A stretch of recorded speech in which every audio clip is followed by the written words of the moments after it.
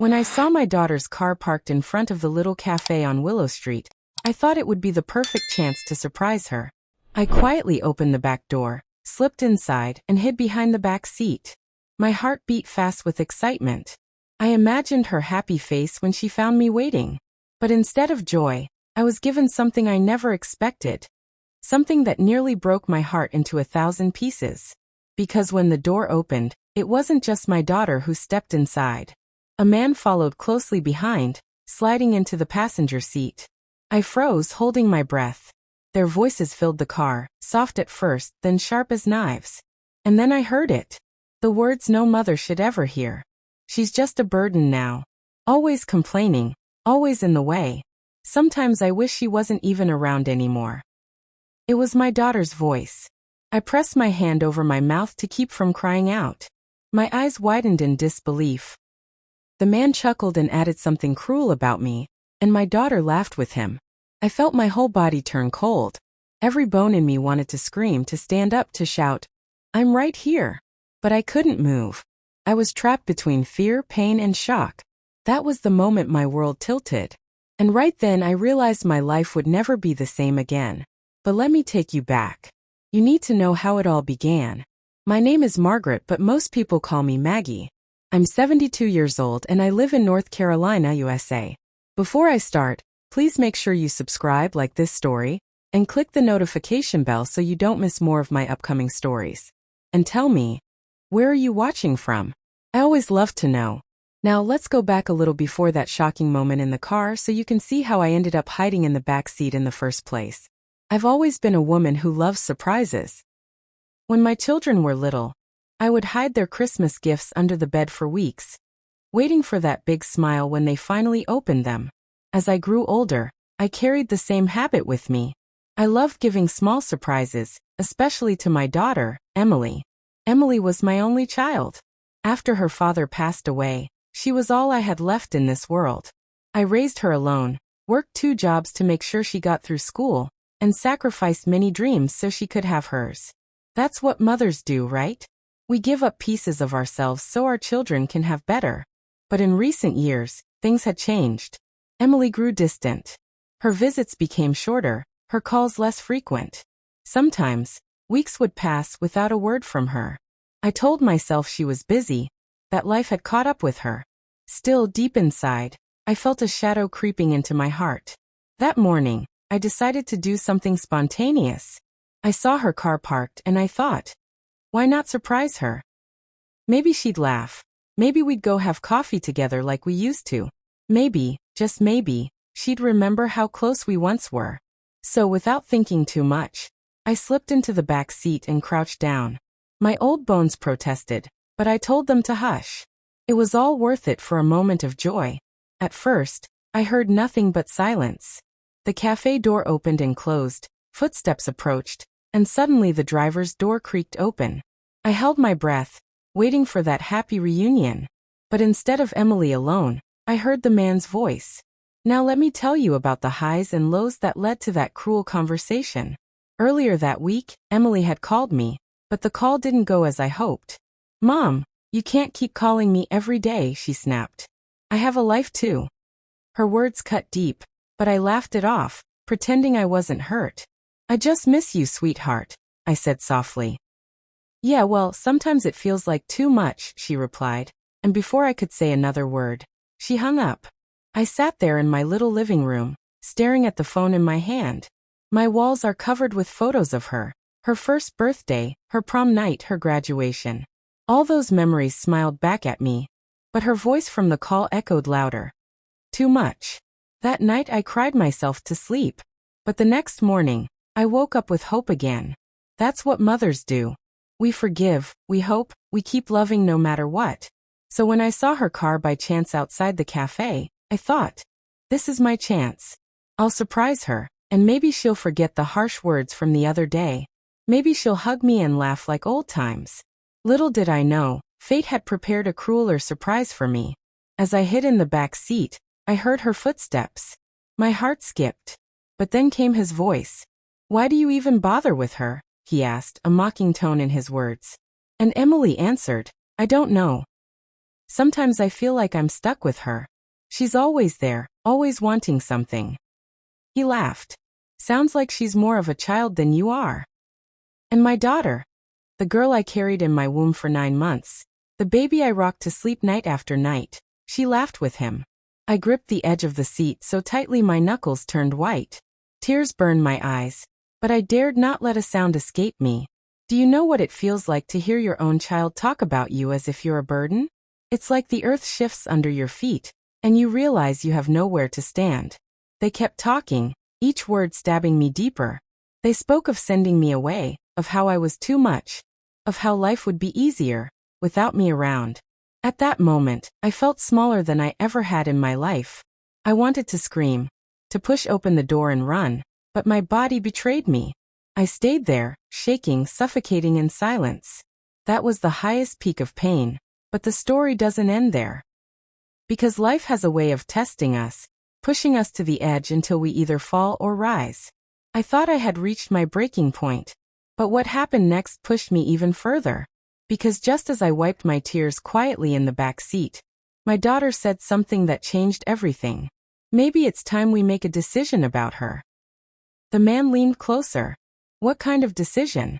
Emily's voice dropped low, serious. "The kind that makes sure she doesn't come back."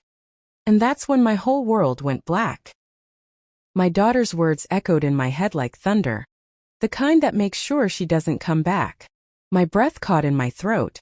I pressed my trembling hand tighter against my lips, afraid a single gasp would give me away. Did she really mean what I thought she meant? Did my own child just speak of getting rid of me?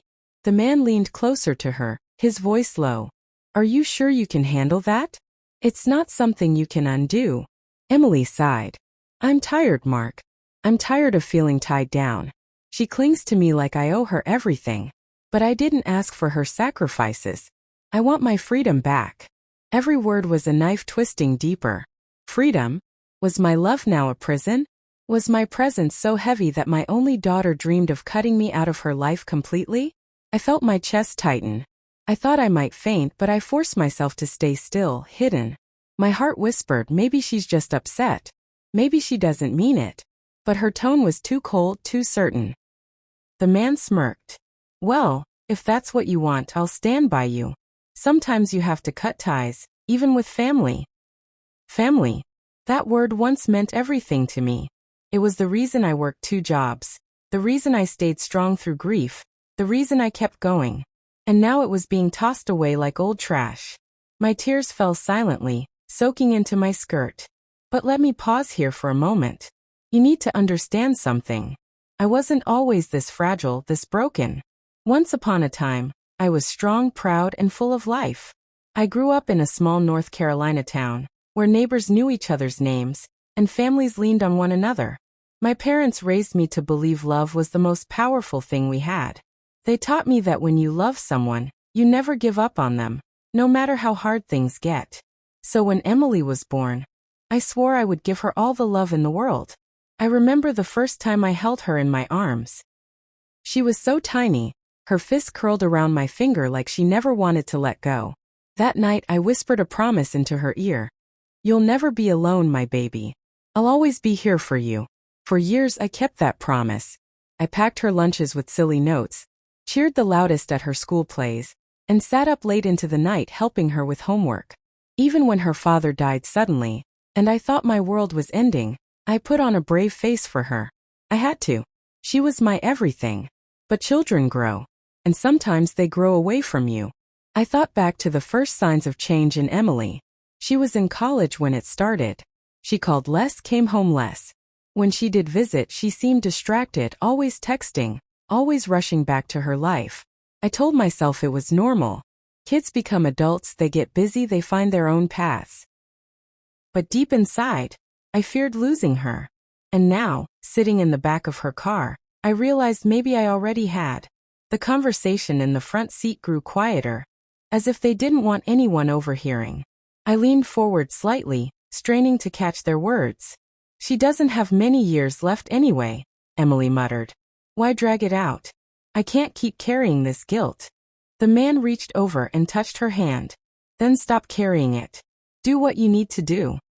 I wanted to scream, "I'm not dead yet. I'm still your mother." But my voice was locked in my throat. Just then, Emily started the car. The engine roared to life, and the vehicle lurched forward. I clutched the seat to keep from toppling over. Where were they going? What decision was she planning to make about me? The streets blurred outside the window as we drove further from town. My mind raced with memories, with questions, with fear. I remembered Emily as a little girl, her head resting on my shoulder after a nightmare. "Don't leave me, Mommy," she had whispered, and I promised I never would. Now I sat only a few feet away from her, hidden, and it was she who wanted to leave me. The car slowed, turning down a narrow road I didn't recognize. Tall trees lined both sides, their branches curling overhead like dark arms. My pulse quickened. "Why are we coming here?" Emily asked, her voice uneasy. The man chuckled. "A quiet place. We can talk without interruptions." My stomach twisted. A quiet place? Out here far from anyone? Fear crawled up my spine. Emily parked the car in a clearing. For a moment, neither of them spoke. I held my breath, waiting, praying. Finally, the man said, "If you're serious about this, now is the time to decide." Emily's hands gripped the steering wheel. She sat there, silent, staring out at the woods. My heart hammered. Every second stretched like an hour. And then suddenly, the man reached for the glove compartment. He pulled something out, something long and shiny. I gasped, unable to stop myself. The sound was small, but in the silence of that car, it was loud enough. Both their heads snapped back at once. And there I was, caught. The moment their eyes met mine, time seemed to stop. Emily's mouth fell open, her face draining of color. The man beside her gripped the shiny object tighter. It was a metal flashlight, not a weapon, but in that tense moment, it looked dangerous in his hand. "Mom." Emily's voice cracked, half in shock, half in anger. I sat frozen, trembling in the back seat. My heart pounded so hard I thought it would burst. "Emily." The words choked inside me. She turned fully, her eyes wide with disbelief. "What are you doing here?" Her voice wasn't filled with love or relief. It was sharp, accusing, as if I had committed some terrible crime. Tears blurred my vision. "I wanted to surprise you. I saw your car. I thought we could spend time together." My voice shook like a child's. Emily's lips pressed into a thin line. She looked at the man, then back at me. "You were listening, weren't you?" I couldn't deny it. My silence was the answer. The man leaned forward, his expression dark. "Well, this is awkward." She heard everything. Emily's hands trembled on the steering wheel. Her voice rose. "How could you sneak into my car like that? Do you know how embarrassing this is?" Her words cut deeper than any knife. Embarrassing? Was that what I had become to her? Something shameful, something to hide? "I just wanted to be close to you," I whispered. "You're all I have, Emily. All I ever had." For a brief second, her face softened, like the little girl I once knew was still inside her. But it vanished as quickly as it appeared. The man's voice was cold.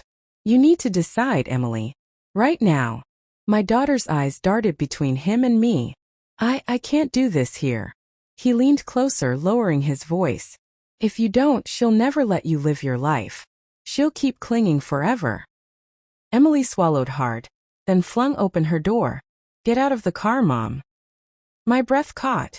"What?" "Emily, please." "Get out," she snapped, her voice shaking. The man smirked, watching quietly, like he enjoyed the chaos. Slowly, I opened the back door and stepped out. The forest air hit me, cool and damp. My knees wobbled, and I held onto the car for balance. Emily stepped out too, slamming her door behind her. She stood in front of me, arms crossed, her chest rising and falling fast.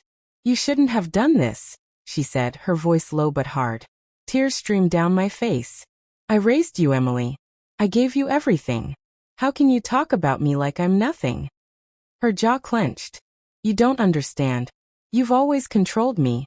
Your rules, your sacrifices, your guilt trips. I'm tired of it." My heart cracked. "Controlled you? I only loved you. That's all I ever did." She looked away, her eyes glistening. For a moment, I thought I saw regret. But then the man stepped out of the car, snapping the fragile thread between us. "Enough talking." he said firmly. She knows too much now. My blood ran cold. Emily's head whipped toward him. Wait, Mark, I didn't mean. But he stepped closer, his voice firm, his eyes dark. If you can't finish what you started, I will. I stumbled backward, fear clawing at me. My chest tightened as panic rose. Stay away from her, Emily shouted suddenly, blocking his path. For a second, hope flickered inside me. Did she still care? Was her heart still torn between him and me? But the man sneered. Don't fool yourself, Emily. You know she's the reason you're miserable. You said it yourself. If you want freedom, this is the only way. Emily's face twisted, torn in two. She turned to me, her eyes full of confusion, anger, and something else, fear. Mom, she whispered. Why couldn't you just leave me alone? The words pierced me deeper than anything before. My knees buckled and I sank to the ground, sobbing. Because you're my daughter, I cried. Because I can't stop loving you. The man growled, impatient. He grabbed Emily's arm and tried to pull her back toward the car. She's weak. She'll never change. End it now before she ruins your life. Emily yanked her arm free. Stop it, Mark, she snapped. The forest fell silent. Only the sound of our ragged breathing filled the air. Then suddenly headlights appeared in the distance, cutting through the trees. A car was approaching down the narrow dirt road. Emily froze. Mark cursed under his breath. The lights grew brighter, closer. Who's that? Emily whispered. Mark's jaw tightened. Doesn't matter. We can't let anyone see us here. And before I could move, before I could even catch my breath, he lunged toward me. Mark's body lunged toward me, his shadow blocking the glow of the headlights. My heart stopped. I stumbled backward, my legs shaking, my hands clawing at the dirt for balance. But before he could reach me, Emily grabbed his arm. Stop it, Mark! She screamed, her voice raw with panic. The sudden beam of headlights flooded the clearing, blinding all three of us. Mark froze, shielding his eyes. Emily stepped back, breathing hard. A car slowed to a stop just a few yards away. The door creaked open and a man stepped out. He was older, dressed in a brown jacket, his face worn but kind. You folks all right? He called, his voice carrying through the trees. Mark's jaw clenched. I saw his fists tighten at his sides. He didn't like being interrupted. Emily plastered on a nervous smile. Yes, we're fine. Just having a talk. The stranger's eyes flickered from her to me, where I sat on the ground, shaking like a leaf. His brows knitted. Ma'am, you okay? I opened my mouth to speak, but fear held me silent. What if I told the truth and made things worse? What if Mark decided to finish what he started once the stranger left? Emily's hand tightened into a fist. She's fine, she said quickly. Too quickly. The man didn't look convinced. He took a step closer. You sure? It looked like you were in trouble. Mark suddenly stepped forward, his smile stiff. Everything's good here. Thanks for stopping. But the stranger didn't move. His eyes stayed on me, searching. Mom? Do you need help? My lips trembled. My chest ached with the weight of choice. If I nodded, maybe I'd be safe. But what if Emily hated me forever for exposing her? If I stayed quiet, I might be walking back into a trap. I forced myself to whisper. Please don't leave me. The man's eyes widened. All right, he said firmly. Come on, ma'am. Let's get you out of here. He stepped closer, offering his hand. Mark's face twisted with rage. His voice dropped to a growl. You're making a mistake. The stranger didn't flinch. Step aside, son. Emily's face turned pale. Her hands shook as she whispered. Mark, don't. But Mark's anger boiled over. You don't get it, Emily. She'll never let you go unless someone makes her. He lunged again, but this time at the stranger. The two men collided, stumbling in the dirt. The stranger fought back fiercely, but Mark was younger, stronger. They wrestled, grunting and cursing, their shadows twisting in the glow of headlights. Emily screamed. I scrambled to my feet, clutching the side of the car for balance. My whole body shook, but I couldn't just watch. I grabbed a fallen tree branch, my hands trembling, and raised it high. With all the strength left in me, I swung. The branch cracked against Mark's shoulder. He staggered, growling in pain. The stranger took the chance to shove him hard, sending him crashing to the ground. Breathing heavily, the stranger turned to me. Get in the car. Emily looked torn, her eyes darting between Mark and me. Her lips parted like she wanted to speak, but no words came. Emily, please, I begged, tears streaming down my face. Come with me. She froze. She didn't move toward me. She didn't move toward him. She just stood there, trembling, her face pale in the headlights. The stranger grabbed my arm, helping me into his car. He slammed the door shut and hurried around to the driver's side. Mark staggered to his feet, fury burning in his eyes. He pointed at me through the windshield. You can't run forever, old woman. The stranger started the engine. Tires screeched against dirt as we sped away, leaving Mark and Emily standing in the glowing dust of the headlights. My heart hammered in my chest. Relief mixed with sorrow, confusion, and fear. I stared out the window as the trees blurred past, tears dripping silently onto my lap. The stranger glanced at me. You're safe now, he said gently. But what in God's name was going on back there? I swallowed hard, my voice breaking. That was my daughter. His eyes flicked to me in shock. Your daughter? I nodded weakly, wiping at my tears. And she wanted to be rid of me. The man didn't speak for a long time. Finally, he sighed. You're not going back there. Not tonight. I sat in silence, my heart shattered in pieces. I didn't know where he was taking me, or what tomorrow would bring. All I knew was that the bond one thought unbreakable between mother and daughter was now cracked, fragile, maybe even gone. But fate wasn't done with me yet. Because as we drove further into the night, headlights appeared behind us once more. This time, speeding fast, chasing us. The stranger's car rattled down the narrow dirt road, the forest blurring past in streaks of shadow and moonlight. My hands clutched the seatbelt across my chest, my breath shallow, my heart pounding. But then those headlights appeared in the rearview mirror. Blinding, unrelenting, gaining on us fast. The stranger cursed under his breath, gripping the wheel tighter. They're following us. My stomach twisted. It's them. It's Mark and my daughter. The words tasted like poison in my mouth. My own child chasing me down like prey. The stranger slammed his foot on the gas. The engine roared, the car jolting forward. Gravel sprayed out behind us as the tires clawed at the dirt. The headlights in the mirror didn't falter. They grew larger, brighter, closer. I turned in my seat, my hands shaking. I saw the outline of Emily in the driver's seat, Mark beside her, his face twisted with rage. My heart shattered all over again. Emily! I cried through the glass, though she couldn't hear me. Why? Why are you doing this? The stranger barked. Hold on.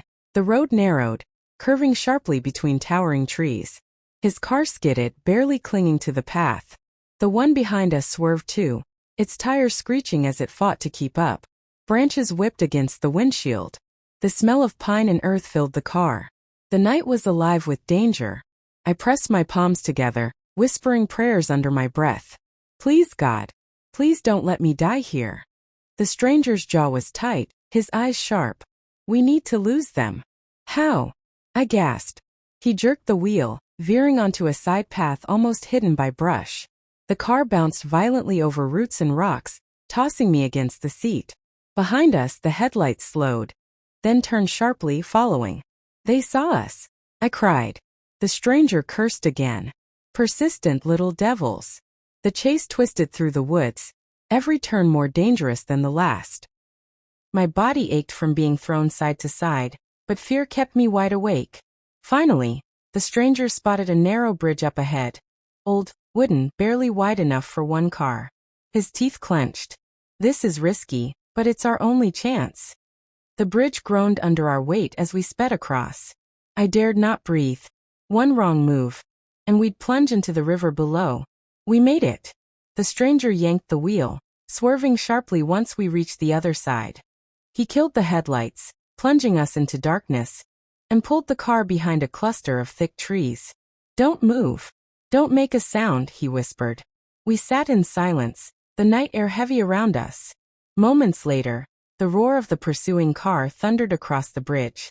Headlights blazed, sweeping past us. They didn't stop. They kept going, speeding deeper into the woods. The stranger exhaled sharply. We lost them. I slumped against the seat, my body trembling with relief. Tears slipped down my cheeks. For the first time that night, I let myself breathe. But even in that low moment of calm, pain gnawed at me. My daughter had chosen to chase me down. She had chosen Mark over me. That truth weighed heavier than any danger. The stranger placed a hand on the wheel, glancing at me. You're safe for now. But we can't stay here. Where are we going? I asked weakly. He hesitated. Somewhere they won't find you. His tone was serious, protective, but it also filled me with unease. Who was this man really? Why had he helped me? What did he want? The car rumbled back to life, and we crept slowly through the woods, away from the dirt road. Minutes stretched into what felt like hours. My eyelids grew heavy from exhaustion, but fear kept me awake. Finally, we emerged into a clearing. An old cabin stood there, its roof sagging, its porch leaning. The windows were dark, lifeless. This place. I whispered. The stranger nodded. It's safe. No one comes here. He parked the car and stepped out. I hesitated, then followed, my legs weak. The night was quiet, almost too quiet, only the chirping of crickets filling the air. He unlocked the cabin door with a key I hadn't seen before. I used to come here years ago. Hunting trips. It'll do for the night. Inside, the air smelled of dust and wood. Cobwebs clung to the corners. The furniture was old but sturdy. I sank into a chair, my body aching. Why are you helping me? The stranger looked at me, his expression unreadable. Because someone has to. For a while silence filled the cabin. He stoked the fireplace, the flames flickering weakly to life. Warmth slowly spread through the room. I closed my eyes, whispering, "Thank you."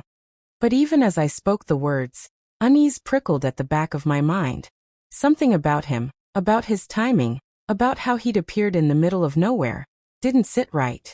And just as my body began to relax, just as my eyes started to close, I heard it. A noise outside. Slow footsteps crunching over the leaves. Someone was out there. The sound of footsteps outside froze me where I sat. Crunch, crunch, crunch. Slow, steady, deliberate. Whoever it was knew we were here. The stranger's eyes shot to the window. He raised a finger to his lips, signaling me to stay quiet. My heart pounded so hard I was afraid the noise itself would give us away. He moved silently to the door, peering through a small crack. The firelight flickered across his face, hard and tense. I whispered, "Is it them?" He didn't answer right away. Then in a low voice he said, "Stay back." The footsteps drew closer, circling the cabin. A shadow moved across the window, just for a split second, but enough for me to see. "Emily," I gasped. My hand flew to my mouth.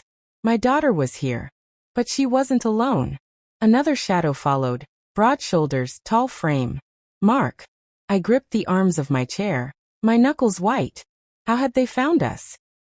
The stranger stepped back from the door, his jaw clenched. They must have doubled back. We don't have much time. Tears stung my eyes. "Please don't let them hurt me." He looked at me firmly. "I won't. But you have to trust me." Outside, the footsteps stopped. Silence pressed in. Then a knock at the door. 3 slow, heavy knocks. "Mom." It was Emily's voice. "I know you're in there." My chest tightened. "Come out," she called softly, almost sweetly. "Let's talk." The stranger shook his head sharply. He mouthed, "Don't answer." But my heart ached. My daughter, my little girl, was right outside that door. Could I really sit here and stay silent? The knocking grew louder, harder. Mark's voice joined hers, rough and cruel. "Old woman, you can't hide forever. Come out or we'll come in." The stranger moved quickly, pulling a rifle down from the wall. Dust fell from it, but his grip was steady. Fear surged through me. "You have a gun?" I said this was a hunting cabin, he muttered. And I wasn't lying. I pressed a hand to my chest, my breath shallow. Then suddenly crash. The window shattered as a rock flew through, glass scattering across the floor. I screamed, covering my face. Emily's voice cut through the chaos. "Mom, please. Don't make this harder. Just come with us." Her tone cracked, not angry but desperate. For a moment, I thought I heard the little girl who once begged me not to leave her after a nightmare. But then Mark's voice roared. Enough of this. We're ending it tonight. The stranger raised the rifle, pointing it at the broken window. Stay back, he shouted. The night outside went still. Then, a loud bang on the door. The whole frame rattled, dust falling from the beams. They were trying to break in. Terror surged through me. I scrambled from the chair, clutching the stranger's sleeve. We can't stay here. They'll kill us. His eyes darted around the room, landing on a trapdoor in the corner. He rushed over, yanking it open. A dark staircase led down into a root cellar below. Go, he ordered.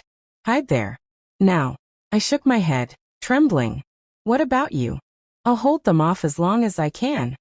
The door rattled again, harder this time. Wood cracked. They'd be inside any second. Tears blurred my vision as I stumbled toward the trapdoor. My legs ached, but fear carried me down the creaking steps into the cold, damp cellar. The stranger pulled the door shut above me, leaving me in darkness. I pressed against the stone wall, my heart hammering. Dust filled my lungs as I tried to breathe quietly. Above me, I heard the cabin door finally crash open. Mark's voice thundered. Where is she? The stranger's voice followed, calm but firm. You're not taking her. Then the deafening crack of the rifle. A scream split the night.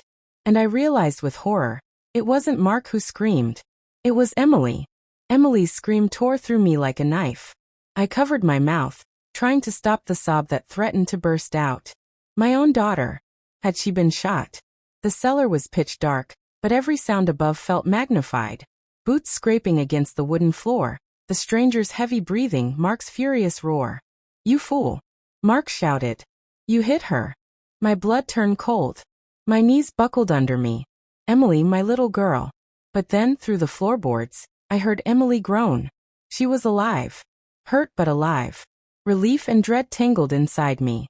The stranger's voice came next, harsh and trembling. Get out. Both of you. Or the next shot won't miss. For a moment, silence. Only Emily's whimpering filled the air. Then Mark growled like a cornered animal. You'll regret this, he spat. You think you can protect her? You think you know the truth? Old woman doesn't belong to anyone but us. My stomach twisted. What did he mean, the truth? The floor creaked as Mark dragged Emily. I could hear her weak protests. Stop, it hurts. Mark, please. Then the sound of the door slamming shut. Silence. I stayed in the cellar, trembling, afraid to come out. My chest rose and fell in quick bursts as I pressed both hands against my racing heart. My mind screamed at me, go upstairs, check, move.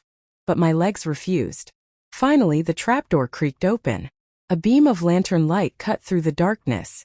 It's me, the stranger's voice said softly. They're gone. I stumbled up the steps, my knees weak. The cabin was a mess. Glass shattered, door nearly torn off its hinges, blood smeared across the floorboards. My breath caught when I saw it. Emily's blood.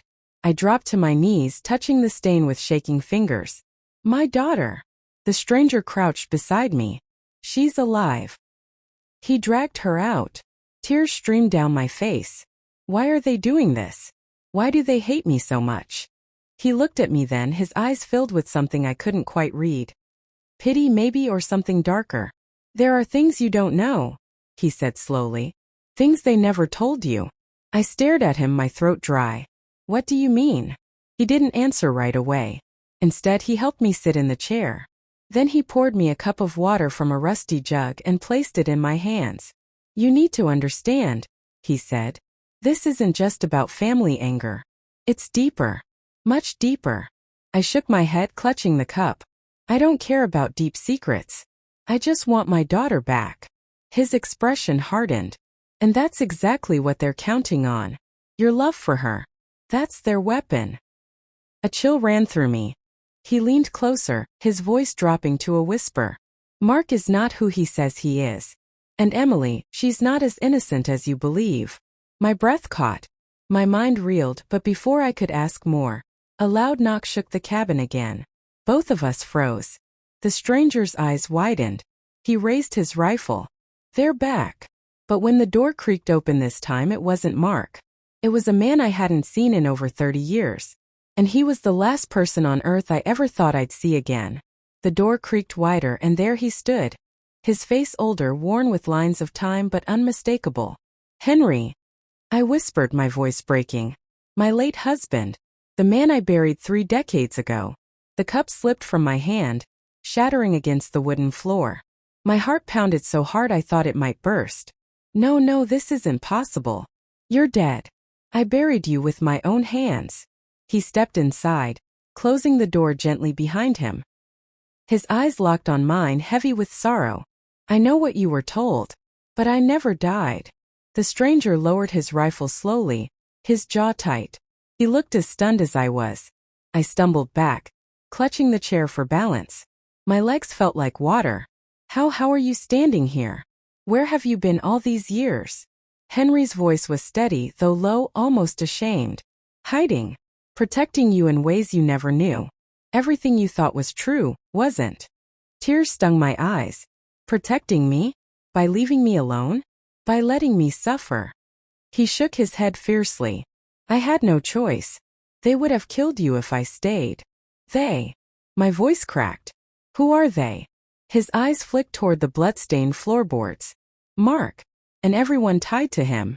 He isn't just Emily's husband. He's part of something darker. Something I tried to keep away from you. I sank into the chair, trembling, my thoughts spinning.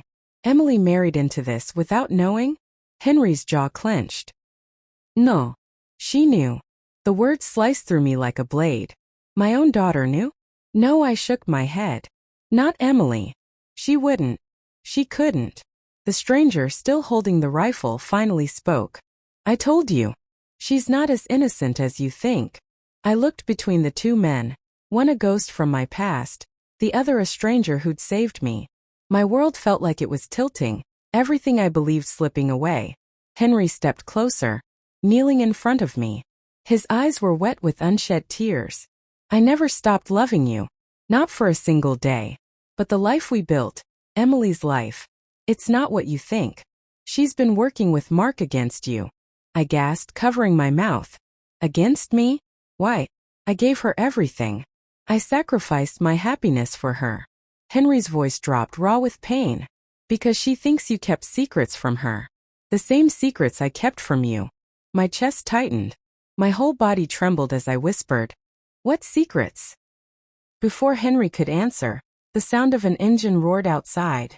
Headlights cut through the cracks in the cabin walls, flooding the room with blinding white light. The stranger rushed to the window, his face paling. They're back. And they're not alone this time. Henry gripped my hand, his old familiar warmth searing through me. His eyes locked on mine, urgent. There's no more time, he said. You need to know the truth. About Emily, about Mark, about why I disappeared. But if we don't leave now, none of us will survive long enough for me to explain. The roar of car doors slamming echoed through the night. Voices shouted, men's voices, more than 2 this time. Heavy footsteps crunched in the dirt, drawing closer. The stranger cocked the rifle. They've brought backup. Henry turned to me, his face grave. You have to choose right now. Do you trust me, or do you trust him? 2 men. 2 truths. My heart split in 2. And outside, death was closing in. My heart pounded so violently I thought it might rip through my chest. Henry's grip was tight, almost desperate, as if he feared I'd slip away again. The stranger's stance was firm, rifle raised, his body angled slightly between us, as though even he didn't fully trust Henry.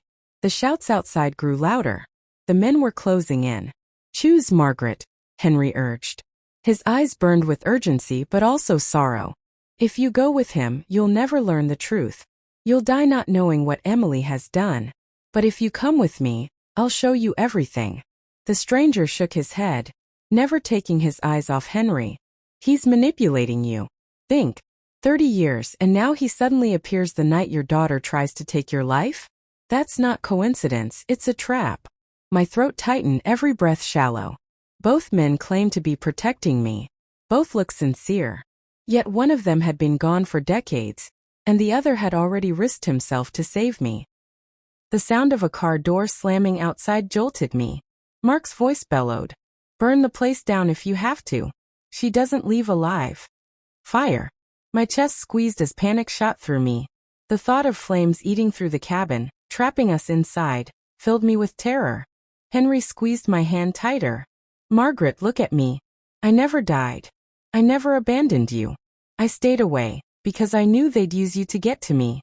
But now they're using Emily against us. Tears blurred my vision. But why Emily? Why would she betray me? Henry's jaw hardened. Because she thinks you're the reason her life was filled with pain. Because she believes the lie that you kept her father away. I shook my head furiously, sobbing. I never told her that. I told her you died. Because I thought you had. The stranger's voice cut through, sharp as a blade. And who told you he died, Margaret? Did you see the body? Or did someone make you believe it? The memory struck me like lightning. The funeral, the closed casket, the way his family rushed everything. How I never questioned it because I was drowning in grief. My knees weakened. Had I been fooled all along? The stranger stepped forward, his rifle lowering slightly but his gaze piercing. You need to decide now. Him, he nodded toward Henry. With all his secrets. Or me. The man who's already taken a bullet to keep you safe. Henry's voice rose fierce and raw. I am her husband. I am the father of her child. Who are you to claim her trust? The air between them burned with tension. Then crash.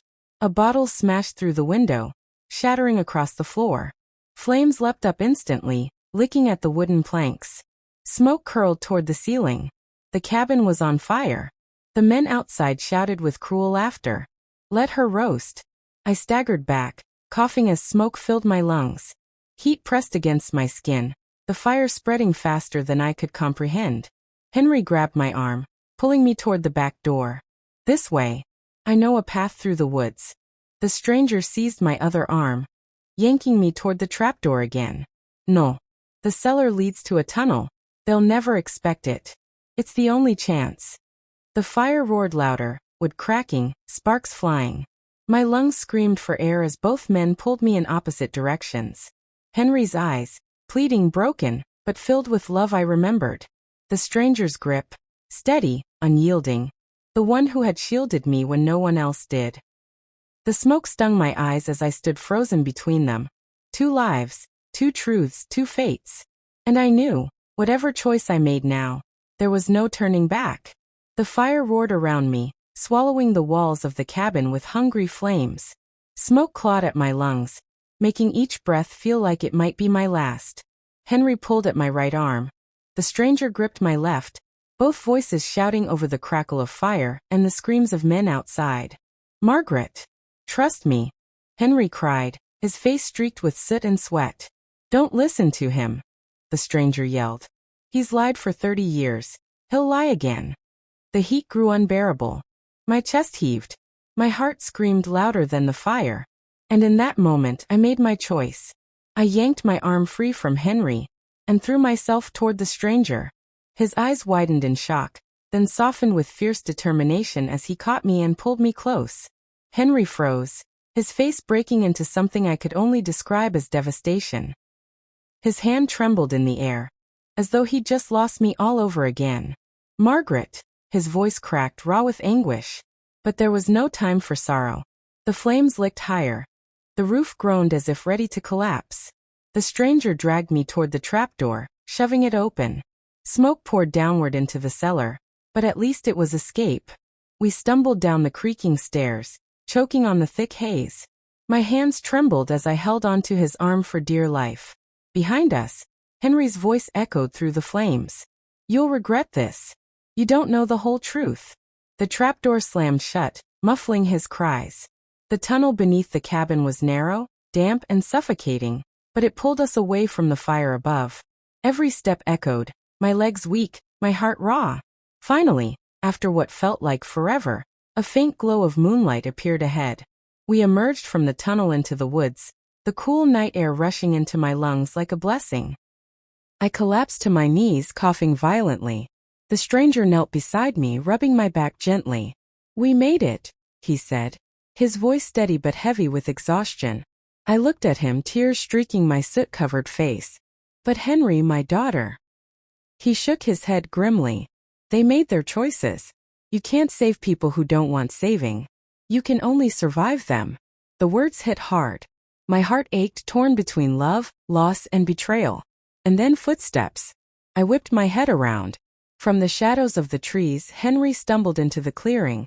His clothes singed, his eyes wild. He had escaped the fire. But he wasn't alone. Emily was with him. Blood stained her sleeve, her face pale, but her eyes burned with fury as she glared at me. You chose him, she spat, her voice trembling with rage. After everything, after all these years, you still chose someone else over your own family? Tears spilled down my cheeks. Emily, I chose life. I chose survival. I never stopped loving you. Her lips curled in a bitter smile. Lies. You always loved yourself more. You let me grow up believing a fantasy. And now you'll pay. She raised something in her hand, metal catching the moonlight. A gun. Henry grabbed her wrist, shouting, Emily, no. The stranger stepped in front of me, his rifle raised. The forest held its breath. Father, daughter, stranger. Guns aimed. Hearts breaking. And in that final moment, I realized the truth. No matter who pulled the trigger, nothing would ever be the same. A single shot rang out. The world went black. The shot split the night like thunder. For a heartbeat, silence followed. No one moved. No one breathed. Then I saw it. Henry stumbled back, clutching his chest. His eyes widened in disbelief as he fell to his knees, the gun slipping from his hand into the grass. Henry! I screamed, lurching forward. Emily's hand shook violently, her face pale as she stared at her father crumpling before her. I didn't mean. The stranger's rifle stayed locked on her, but his eyes flicked to me. Don't move. This isn't over. I dropped to the ground beside Henry, cradling his head in my lap. His breathing was shallow, his eyes glassy. Tears blurred my vision as memories of our life together. Our wedding, the day Emily was born, the laughter we once shared, flashed through me like lightning. You came back, only to die again? I whispered, my voice breaking. His lips trembled into the faintest smile. I never stopped loving you. Or her. His gaze flicked toward Emily, who stood frozen, trembling, her gun still dangling in her hand. Tears spilled down my cheeks, dropping onto his shirt. Stay with me, Henry. Please stay. But his eyelids fluttered. His chest rose once, then stilled. I let out a raw, aching sob that tore from the deepest part of my soul. Emily collapsed to her knees a few feet away, her whole body shaking. What have I done? She cried.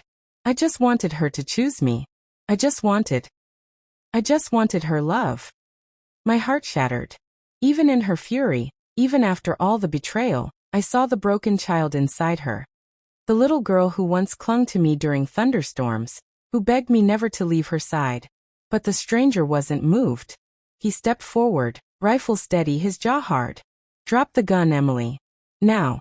She obeyed, the weapon clattering against the ground. Her sobs filled the night. I wanted to hold her, to comfort her. But part of me still remembered her words. The venom, the laughter when she mocked me, the coldness when she wanted me gone. Was she truly broken, or was this another mask? The fire from the cabin lit the sky behind us, smoke curling upward like a signal to the heavens.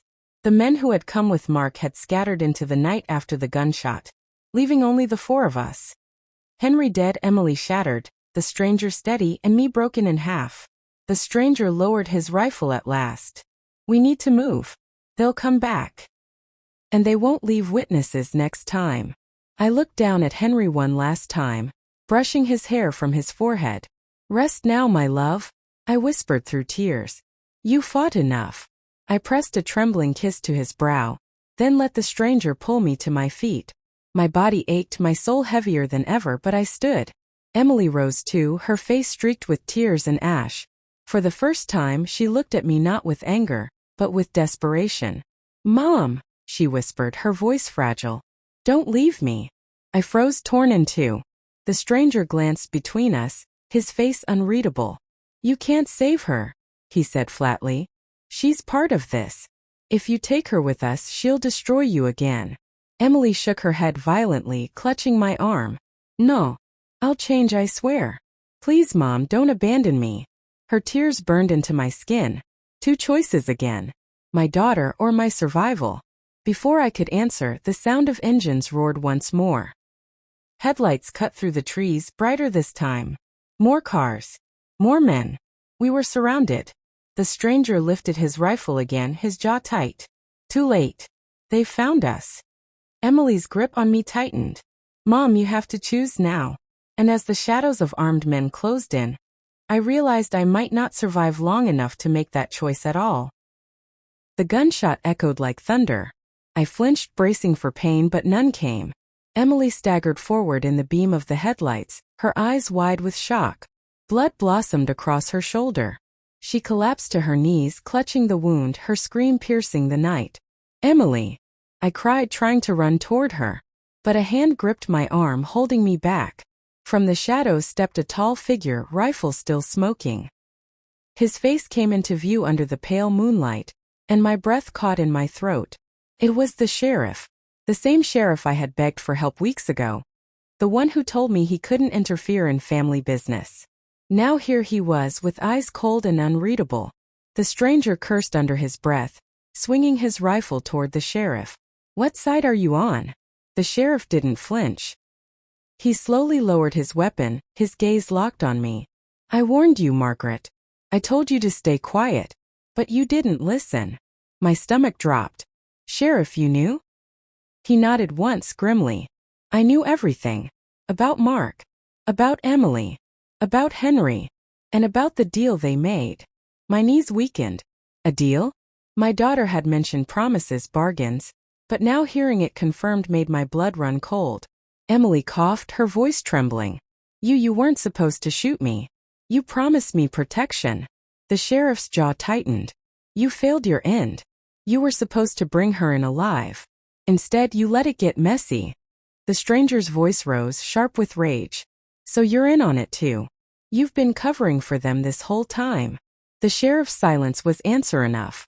I clutched my chest, trying to steady my breathing as the forest spun around me. Why? My voice cracked, raw and broken. Why betray me? I trusted you. The sheriff's eyes softened, almost regretful. Because this town runs on more than law, Margaret. There are people more powerful than you can imagine. You were never meant to survive them. The men from the trucks began closing in, their boots crunching against the forest floor.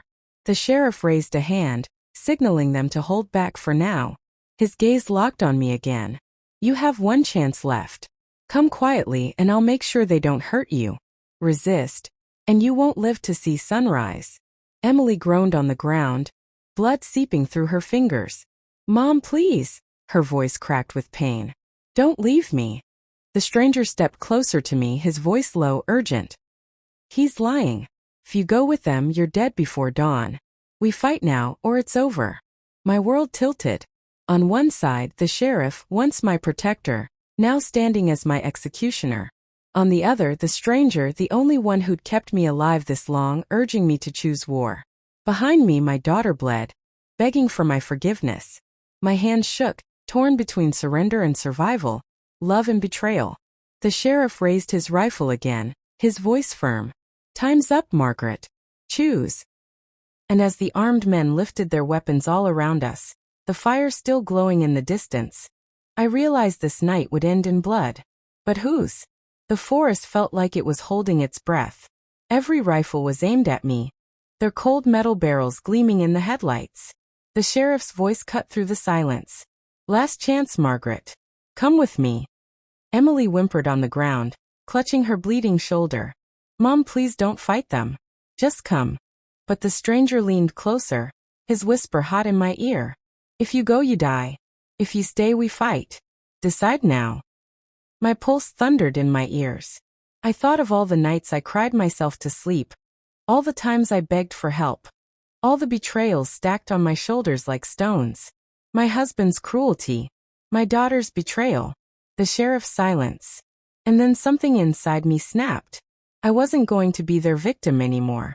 I spun, snatched the pistol from the stranger's belt, and fired. The crack split the air. The sheriff's hat flew off as the bullet grazed his temple, sending him stumbling back. The men shouted in chaos, their formation breaking. Run! the stranger roared, unleashing a burst from his rifle. Bullets tore through the trees, sparks flying as metal hit stone. I ducked, dragging Emily by her good arm despite her cries. Get up. You're not dying here. The sheriff's voice bellowed behind us, furious. Don't let them escape. Shoot on sight. We darted through the darkness, branches slashing at my skin, my heart hammering so hard I thought it would burst. Emily stumbled, nearly collapsing, but I yanked her forward with all my strength. The stranger covered our retreat, his rifle spitting fire, his shouts echoing like a war cry. Keep moving. Don't stop. We broke through a thicket, the moon spilling silver across an open field. And that's when I saw it. An old barn, half collapsed but still standing. Shelter. Maybe salvation. We stumbled inside, slamming the heavy wooden door behind us. Dust rained down from the rafters as we huddled in the shadows. Emily slumped against the wall, her face pale, her breath shallow. Mom, why did you save me after what I did? Tears blurred my vision. I cupped her face gently. Because you're my daughter. And no matter what you've done, I can't let them take you. The stranger reloaded, his jaw tight, his eyes scanning the gaps in the walls. They won't stop until you're both dead. You know that, right? I nodded. My hands trembled, the weight of the pistol heavy and cold. Then we make our stand here. The distant roar of engines grew louder again. Headlights began sweeping across the field. Emily whimpered. We can't win against all of them. I swallowed hard, my heart sinking like a stone. She was right. There were too many. The stranger crouched, gripping my shoulder. Listen to me. When they come, I'll hold them off. You take Emily and run. Don't stop until you're miles away. No, I whispered fiercely. We stay together. But before either of us could say more, the barn walls lit up with beams of light. Engines cut off outside. Boots hit the ground. And then with a deafening crash, the barn door was kicked open. Silhouettes filled the frame. Dozens of men with rifles aimed straight at us. And standing in front of them, face bloodied but eyes burning with rage, was the sheriff. You should have chosen surrender, Margaret, he snarled. Now you'll watch your daughter die first. He raised his gun at Emily and pulled the trigger. The sheriff's fingers squeezed the trigger. I screamed. The gunshot exploded like thunder inside the barn. But instead of Emily, the stranger hurled himself in front of her. The bullet tore into his chest, knocking him back against the wall. Blood sprayed across the wooden planks. No, I cried, diving toward him. The sheriff's men stormed in, rifles raised, but the stranger, barely clinging to life, gripped his gun and unleashed a wild barrage. The barn filled with smoke, sparks, and chaos. Run, he coughed, his voice breaking. Margaret, take her and run. But I couldn't move. My hands pressed against his wound, warm blood spilling between my fingers. His eyes locked on mine, fierce even as life slipped from them. Don't let them win. Tears blurred my vision. I won't. Emily, sobbing, pulled at my arm. Mom, please, we have to go. Another round of gunfire ripped through the walls. Bullets shattered beams, dust choking the air. The stranger collapsed to the floor, motionless. Something inside me hardened. I reached for his rifle. My hands shook, but my heart burned with a fire I'd never felt before. I stood. The sheriff sneered through the smoke. Still fighting? You're just an old woman, Margaret. You can't stop us. My voice rose, raw and furious. Maybe not. But I can stop you. I fired. The recoil slammed into my shoulder, but the bullet found its mark. The sheriff staggered back, shock flashing in his eyes. Another shot, then another. His body crashed to the floor still. The barn went silent. The men froze, their leader gone. One by one they lowered their weapons. Then, without a word, they slipped into the night, leaving us in the wreckage. The smell of gunpowder and blood hung heavy in the air. I dropped the rifle, my arms trembling, and sank to the ground beside Emily. She stared at me through tears. Mom, I'm sorry. For everything. I never should have betrayed you. I pulled her close, my voice breaking. You almost destroyed me, Emily. But in the end you're still my daughter. And I won't let hate be the last thing between us. We clung to each other, surrounded by silence, by loss, by the ashes of all that had been. When dawn finally broke, the light spilled through the cracks in the barn, washing over us in pale gold. Felt like a new beginning. The stranger lay still, his sacrifice carved into my soul forever. The sheriff was gone. The men had scattered. And me, I was alive. Alive but changed. I looked straight into the emptiness, as if speaking to everyone who might hear. Don't wait until you lose everything to fight for yourself. Betrayal cuts deep, but strength comes when you refuse to be broken. Remember that. Emily nodded weakly, resting her head on my shoulder. For the first time in years, I felt her not as my betrayer, but as my child again. We walked out of that barn into the rising sun, broken yet unbowed, scarred but still standing. And that was the day I learned, sometimes, survival isn't about who shoots fastest. It's about who refuses to fall.